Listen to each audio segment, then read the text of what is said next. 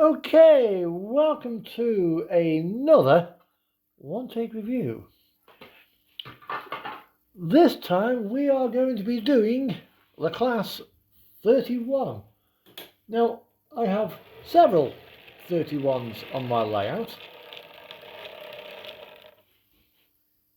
including this one, which is a Lima class 31 that dates back from about 1970, about 1960 to 1970. However, that's not the one we're going to be reviewing. At least not here right now.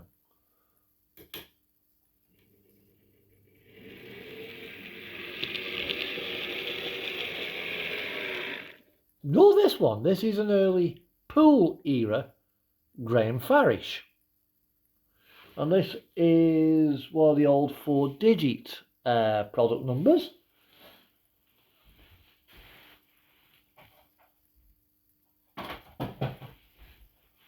Which is number 8066. However,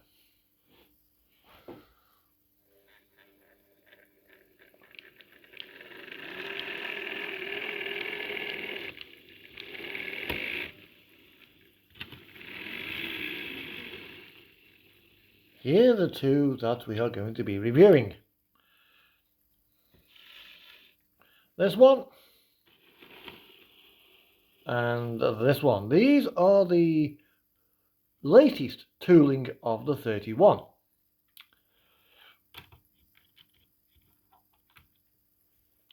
We have Jerome K. Jerome and an unnamed rail freight liveried 31. Now, both of these examples have been life expired by British Rail and cut up. They have not been preserved. Although, strange enough, the one depicted here in the Lima one has actually been preserved, but not as in its current shape there. So what have we got? We have, on this particular example, we have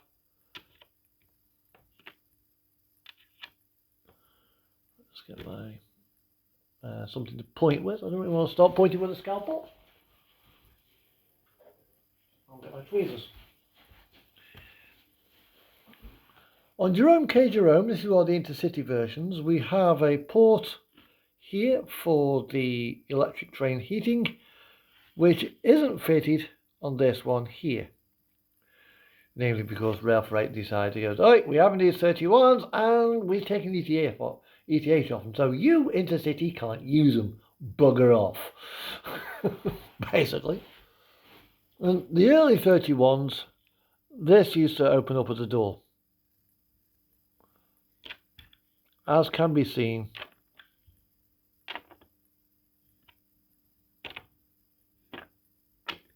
here. You just see a little line there. This one used to have, hasn't got its lights depicted. Should have a red light there, and discs there, there, there, and there, which are depicted. Later models had a head code box, which is here, in place of what used to be called the skin head, which has just got the, I think it's the horns going there, or maybe the ventilation.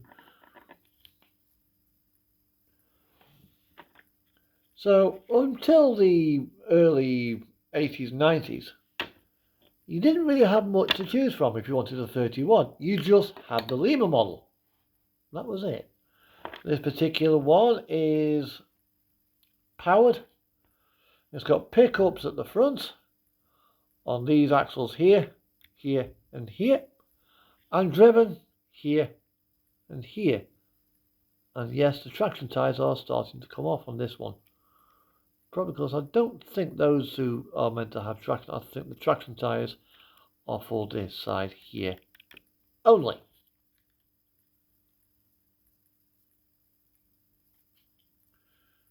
Yeah, doesn't look like it's meant to have traction tyres on that side, because I put them on, think it would need them on. No, it looks like it only goes on one side. So in the 1980s, Graham Farish, purveyor of all things N gauge in the UK, although they did dabble in double O,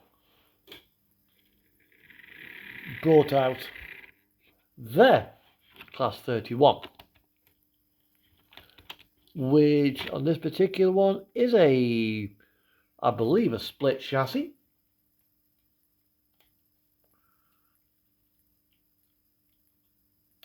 The bodies, however, are, it's I think you class that as a split chassis.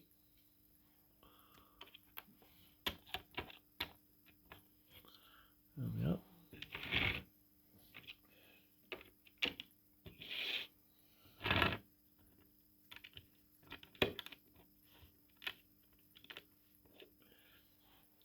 So yeah, it's got split chassis made out of die-cast metal and a two-bogie design with basically no detail where the fuel tank is. It's just completely open with the capacitor there.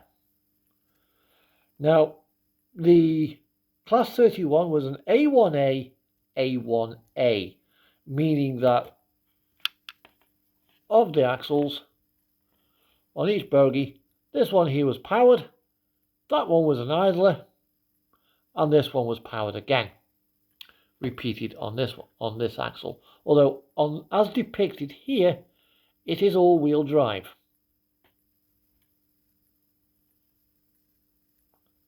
With quite deep profile wheels, which means it's probably got some serious traction. Now I don't actually know which way the well, there is actually a way for those to go on. And this soldiered on to the late 90s, to which then they brought out the new version with DCC capability. These are sound ready. They do have a speaker inside. So I'll just open up the front here.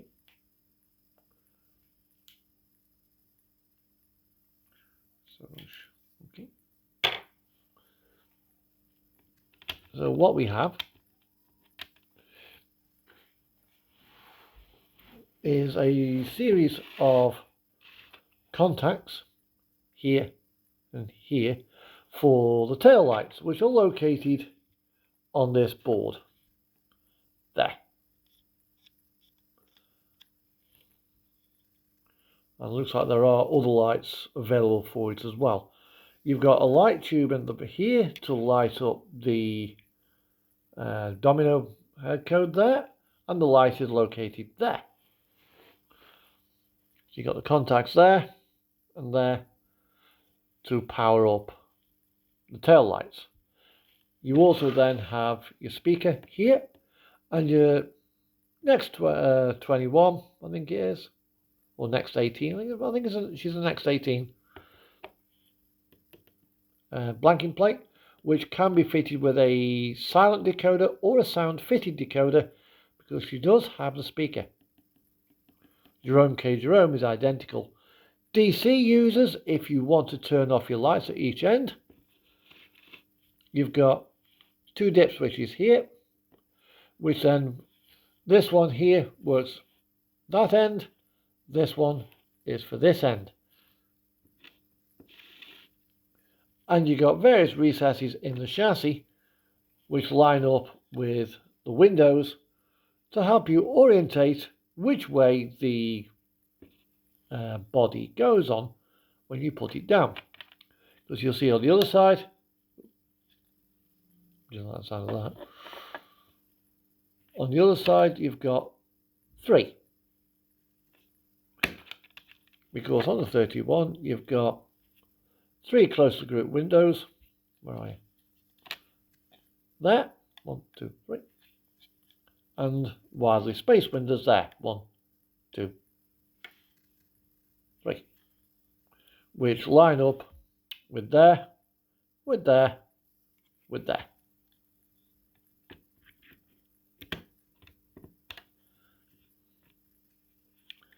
Now, if you've got a digital decoder, I think you can also alter the brightness of the headcode lights.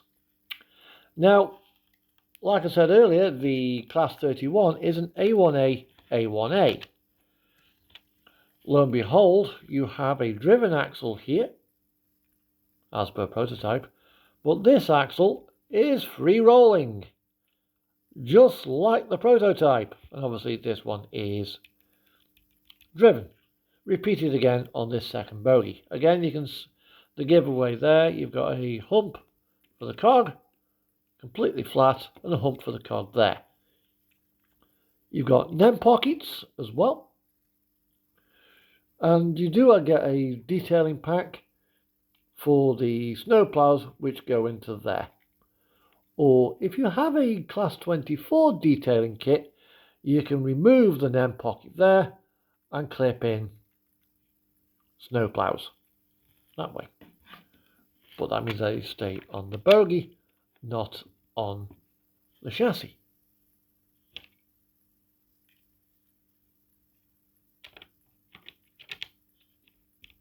So that's the unnamed rail freight version.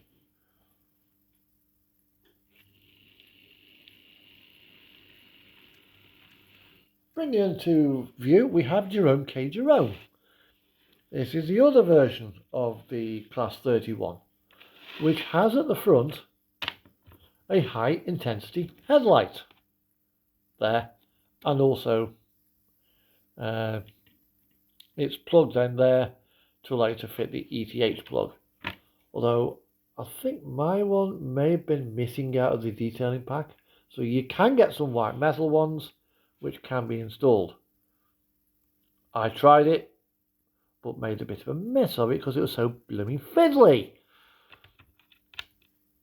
However, I've got some white metal ones now, and I intend to have another go. So let's have a look at the roof detail on these babies. These are both refurbished. They did actually do a third body shell, which was the unrefurbished design, which is what the early split chassis version is, because you've got the boiler here for the steam heating. Cricklewood, which is my other one, which has been lovely repainted into BR large logo, also has that boiler, and so does the Lima version. Now the Lima version is very, very basic. Doesn't have much in the way of detailing there, although it does have there. Whereas on this one,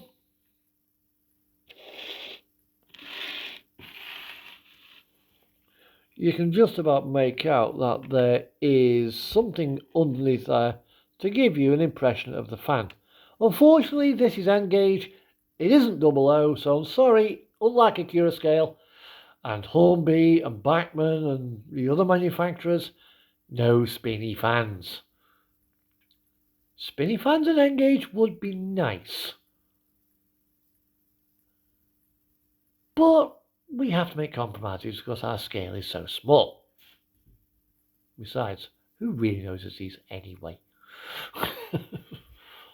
Not me.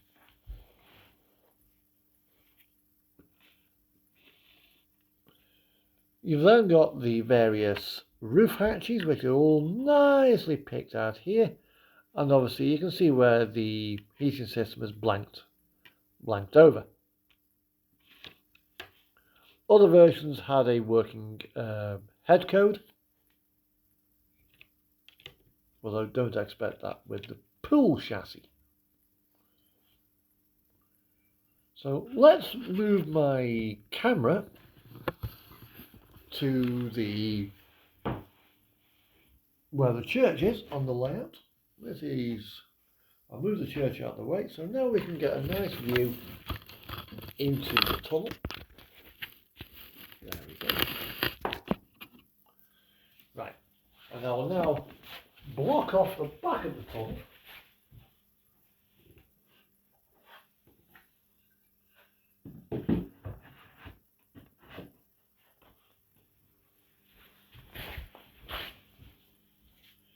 We'll send through first.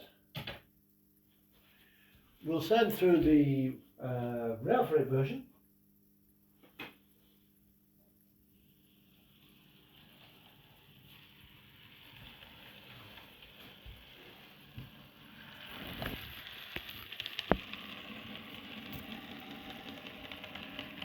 As you can see, you've got the tail lights there glowing nicely.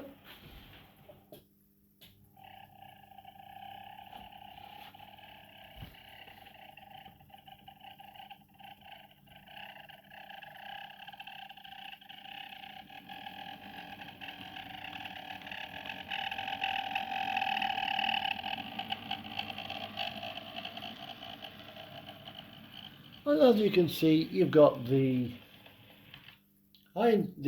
head curb lights were lit up. Now we shall send Jerome K. Jerome through.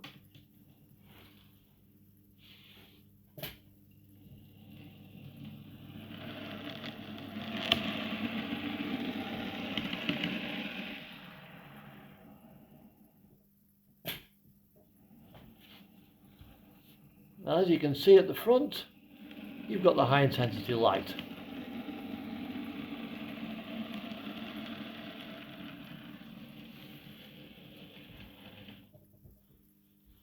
Now I won't bother sending the pool era through to show the light because it doesn't have lights.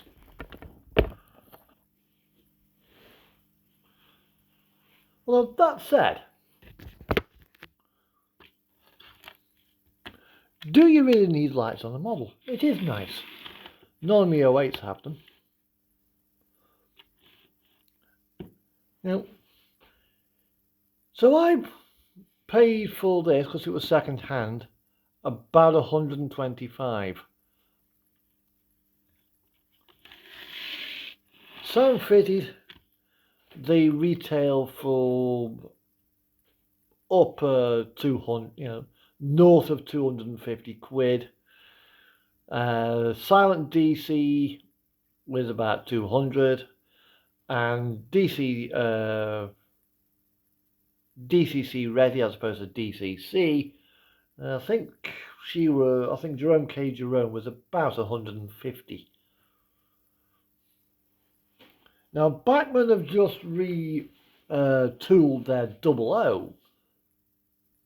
0031, so there may be, although I can't guarantee it, I have no idea, we may see some more 31s come through. I would like a smooth profiled 31, like the skinhead version is this one here. I would like to see that in N-gauge. So, is it worth buying a Class 31? Quite frankly, yes. These are an excellent motor, very good, capable. You don't pull a lot with them being A1A, A1A, so 20 freight wagons, you might be pushing it a bit, but you'll certainly pull a half decent 16 coaches with them, no trouble at all. The small rake of intercity coaches, say 6 or 7 coaches, Jerome K. Jerome pulls them just fine. It's a shame to cut these ones up actually, but Well, yes, it is very nice. These, I would say, they're well worth it. They're a 4-star model. Jerome K. Jerome, I've had her now about just under a year, and she's been generally reliable. Cricklewood, she was a little bit unreliable to start off with, but as soon started, she's come round and she has been a reliable runner. I think her unreliability issues may have been because I I put too much oil in, it just attracted a load of gunk and gunked everything up. But yeah, she runs fine. But yes, I am happy with these two models.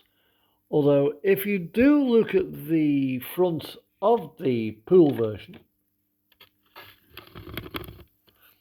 and the front of the Chinese version, there are subtle differences in the cabin structure, particularly around the windows.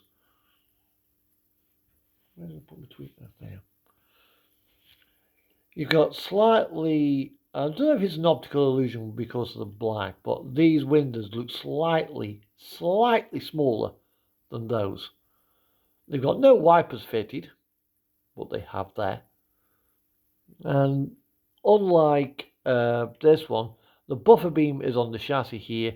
On this one, it's on the body. So unfortunately, if you do have one of the older ones, of which the bogey towers and are no longer available, well, you can probably get the gears for it. You can't swap the bodies over. They are not interchangeable. Another feature as well is that you should have there, and there. You should have windows. These are not there.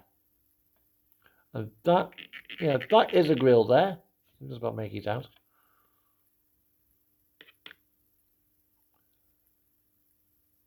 Well, yeah, although I believe this one will probably, because it's all-wheel drive, and that does make that so a little bit of a difference.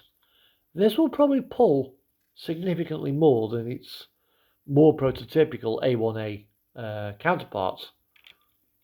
We shall see as these things run. Anyway, that's it for now.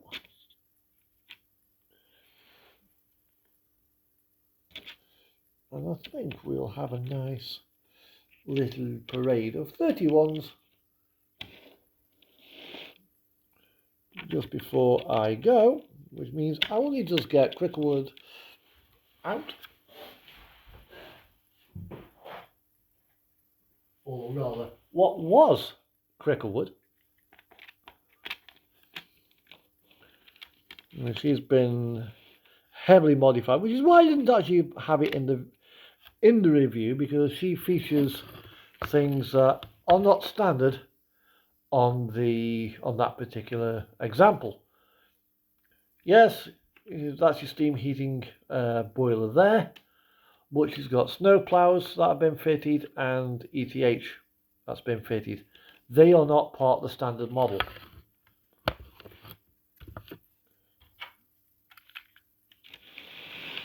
And leading us out, we will have the good old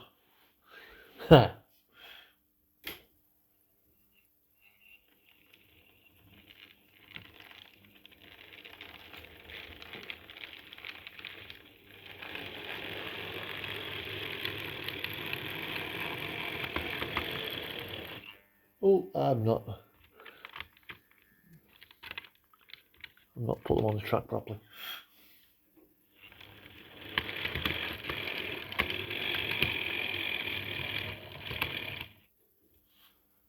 What are you trying to? Yes. Yeah, it didn't like that. Let's try that again.